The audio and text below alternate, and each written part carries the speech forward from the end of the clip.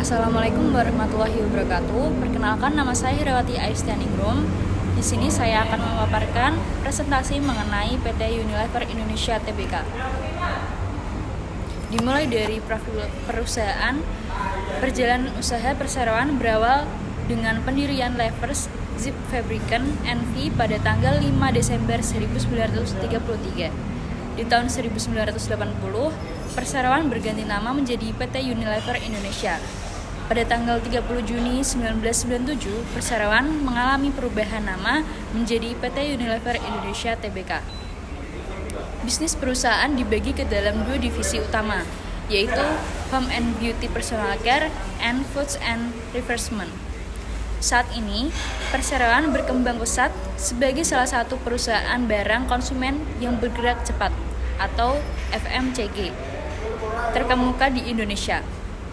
Di usianya yang sudah hampir 9 dekade beroperasi di negeri ini, perseroan berkomitmen untuk menjadikan kehidupan yang lestari sebagai sesuatu yang lumrah melalui pertumbuhan yang menguntungkan dan berkelanjutan.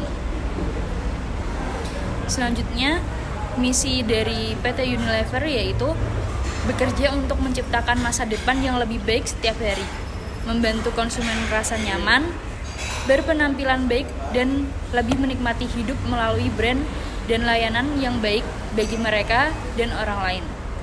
Menginspirasi masyarakat untuk melakukan langkah kecil setiap harinya yang bila digabungkan bisa mewujudkan perubahan besar bagi dunia.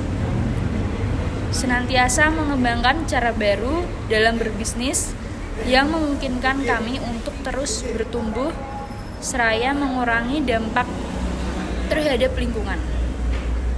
Selanjutnya, visi untuk meraih rasa cinta dan penghargaan dari masyarakat Indonesia dengan menyentuh kehidupan setiap orang Indonesia setiap harinya.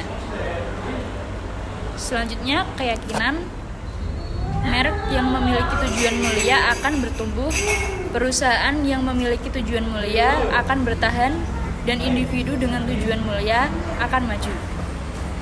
Tujuan perusahaan untuk memenuhi kebutuhan sehari-hari setiap anggota masyarakat dimanapun mereka berada, mengantisipasi aspirasi konsumen dan pelanggan, serta menanggapi secara kreatif dan kompetitif dengan produk-produk bermerek dan layanan yang meningkatkan kualitas kehidupan. Sasarannya yaitu fokus melakukan pertumbuhan organik seperti peningkatan omset penjualan, laba perusahaan, dan menekan struktur biaya. Faktor internal, organisasi perusahaan, budaya perusahaan, dan metode. Faktor eksternal, konsumen dan supplier, pelanggan, pemasok, eksternal, dan jaminan. Struktur tata kelola perusahaan yaitu yang teratas terdapat rapat umum pemegang saham, lalu dewan komisaris, dan presiden direktur. Selanjutnya terdapat jajaran-jajarannya. Manajemen sumber daya manusia secara rutin merekrut lulusan baru dari universitas terkemuka, memperhatikan tingkat kesejahteraan dengan memperhatikan tingkat kepemimpinannya, memberdayakan karyawan untuk fokus mengerjakan tujuan, keterampilan, standar kepemimpinan, dan kesejahteraan. Selanjutnya, manajemen operasional merangkul perbedaan, menciptakan kemungkinan, dan berkembang bersama-sama untuk bisnis yang lebih baik kinerjanya. Selanjutnya, manajemen operasional dapat dijabarkan menjadi beberapa bidang, yaitu inventarisasi, prosedur, pembelian barang, pengendalian mutu, biaya produksi, produktivitas kerja, jadwal produksi, tenaga kerja, penggunaan fasilitas, dan pemeliharaan peralatan. Manajemen pemasaran di era pandemi COVID-19, Unilever mengadakan layanan home care, membuat kampanye di TV, pengembangan pasar untuk meningkatkan produk, meluncurkan festival seperti Festival Jajanan Bango dalam rangka meningkatkan pembelian konsumen dari pedagang kaki lima. Selanjutnya, manajemen keuangan. Masalah di era pandemi COVID-19 mengakibatkan resesi dan penurunan saham PT Unilever serta konsumsi rumah tangga turun karena konsumen memprioritaskan kembali serta menuntut produk kebersihan.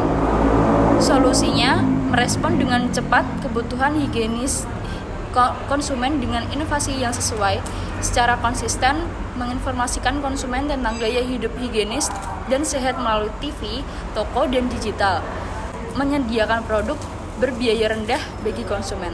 Terima kasih. Wassalamualaikum warahmatullahi wabarakatuh.